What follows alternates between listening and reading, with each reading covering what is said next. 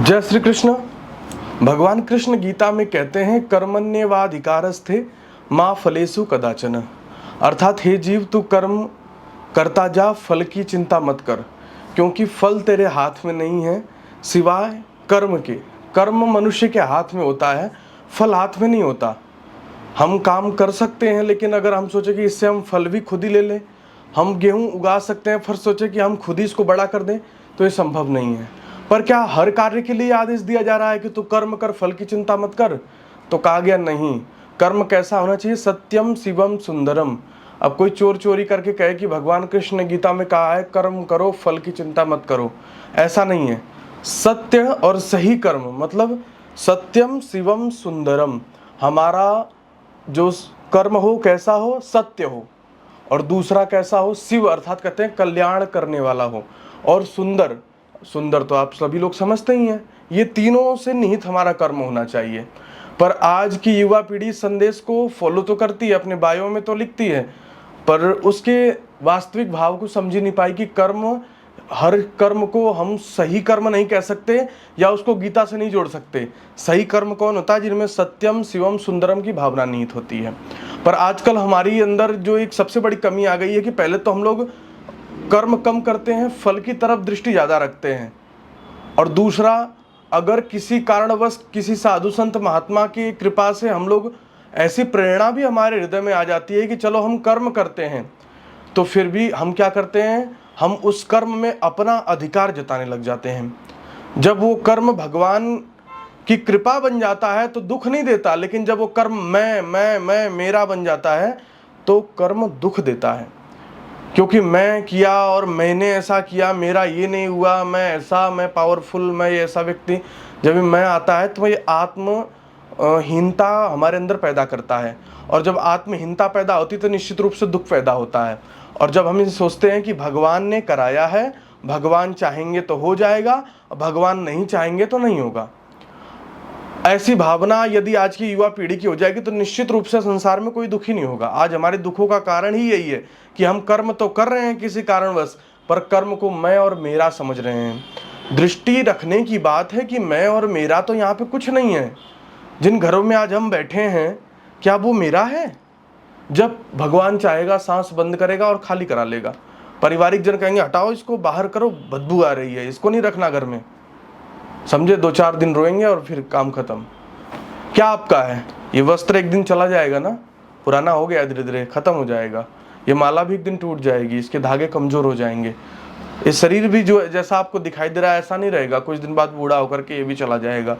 जिस घर बंगले, जिस गाड़ी को हम अपना अपना समझते हैं, सरकार ने भी तो उसकी लाइफ दे रखी है कि 15 साल के बाद पेट्रोल की गाड़ियां नहीं चलेंगी, 10-12 साल के बाद डीजल की गाड़ियां नहीं चलेंगी।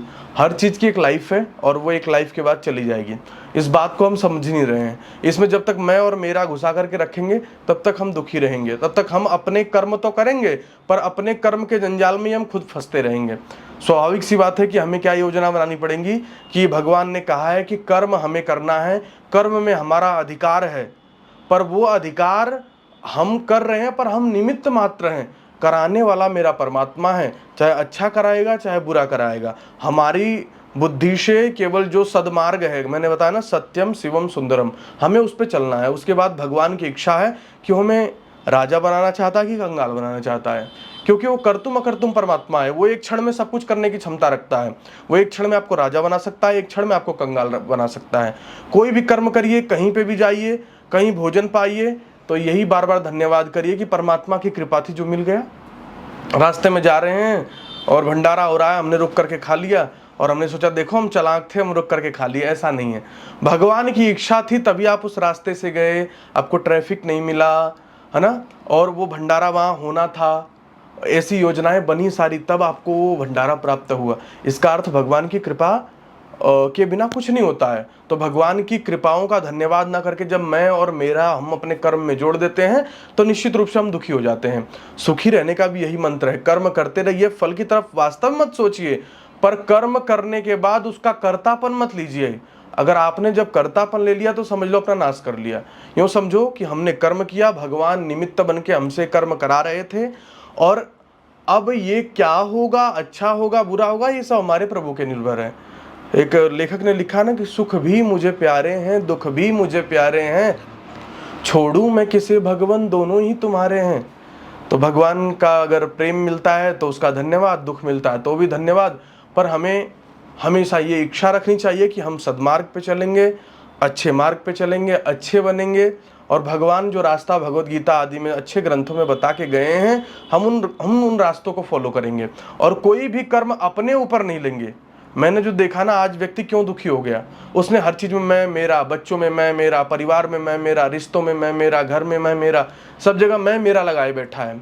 अब जब मैं और मेरा में थोड़ी भी दिक्कत आती तो परेशान होता ना व्यक्ति।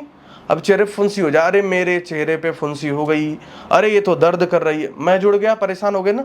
जहां जहां मैं जोड़ोगे वहां वहां परेशान हो जाओगे। इसलिए मैं को त्याग करके ये समझो कि जो कुछ कराने वाला है वो परमात्मा है, मैं एक कर्ता मात्र, एक रोबोट की तरह, एक मशीन की तरह काम कर रहा हूं, जो दिशा निर्देश मुझे मिल रहे हैं। और दिशा निर्देश किसका चाहिए मुझे? अच्छी किताबों का, अच्छे संतों का, अच्छे महात्माओं का। जब ये भावना रख करके हम काम करेंगे, निश्चित रूप से हम जीवन में बहुत उन्नति करेंगे।